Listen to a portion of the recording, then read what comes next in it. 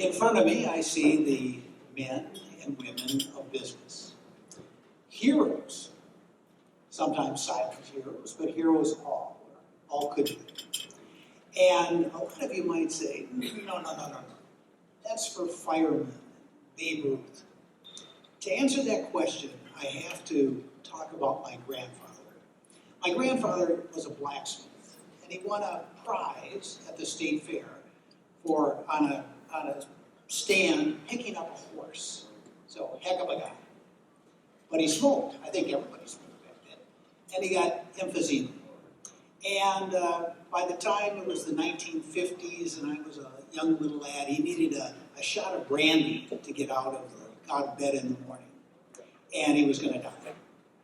And but they had a little bit of money because they had a store about the size of a 7-Eleven. So they bought one of the first air conditioners, a one-room air conditioner, about that big. But it saved his life. That wasn't a doctor that saved his life.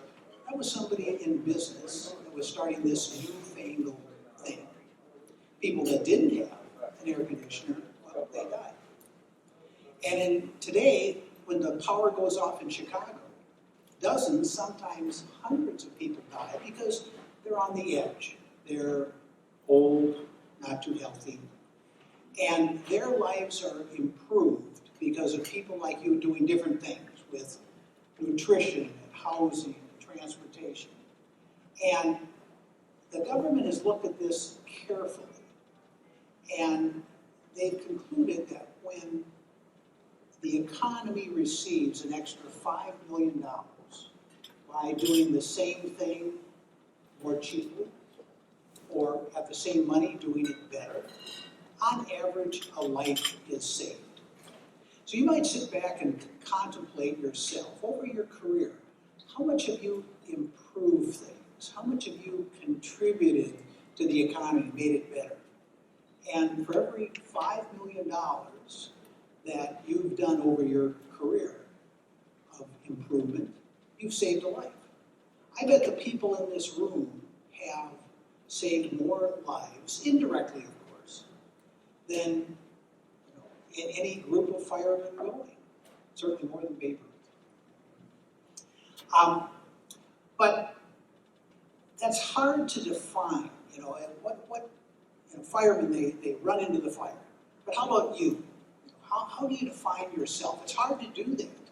If you look at the news, we're all money-grubbing bloodsuckers. But Peter Drucker, he's dubbed the father of management, counselor to presidents and business luminaries like Jack Welch. He defined it very well, I think. He said, the men and women of business are the stewards of the assets of society. And if you're good stewards, society improves. And if you want a little measure of how well you're doing, you can say, well, how many clicks of 5 million have I been able to knock off? So we know that that's a good goal. That would be sort of the ideal. But in order to do that, we have to do it efficiently. If it's messy, we don't do it right, or there's bribes, or monopolies, or even unions that are abusive, or if we just give ourselves more cash than we should, or take more shares than we should. We know from economic studies that decreases the contribution by about 1/3. So instead of saving most of the lives, you sort of didn't do so well. And I want to talk about how ethics in public companies a little bit can improve that, or what we might do. Now, ethics are the rules of the road that help us get things done and act well with less friction. And the Judeo-Christian side of things is thou shalt not lie, cheat, or steal, and no sexual hanky-panky. If you're a Buddhist, it's right thoughts, right actions, right deeds, and be diligent like Buddha. A very interesting thing is, I think, in the Middle East, it's to a large extent concentric circles of loyalty, more loyal to people that are closer. And that can be summarized a bit by a little Arab phrase, better 100 mothers should cry than my mother. Better my mother should cry than I, which I find extraordinary to hear. There's another set of ethics, sort of secular ethics, that has evolved, and that's whatever is legal is moral. And it's stepchild, sort of evil stepchild, is anything that I can get away with and am not caught is moral. And that brings us to the public markets.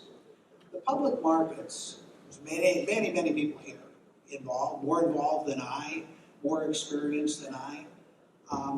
And we know, I know, so you know, that really you can do pretty much anything you want.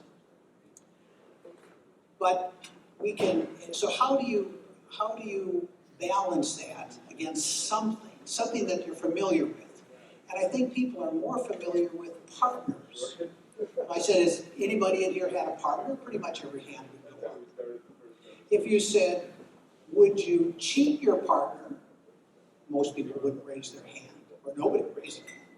But most people would think that way. You might think if he did you wrong, you'd get him back. But if I asked, if you had a partner who was enfeebled and blind, would you cheat that partner? Nobody would do that. Everybody would think you'd be lower than the belly on a snake if you cheated a blind, enfeebled partner. Well, public shareholders are sort of like that. They don't have any power. Most don't know what the difference between a warrant and an option, let alone an option in stock sometimes. So they're very weak, blind, and enfeebled. And they can only rely on us to do the right thing, to try to be heroes, to make a difference. And I admonish you as much as you can to think about taking that high road. If you've made it to the public market stage, well, you've got enough. You're okay. You can only spend so much.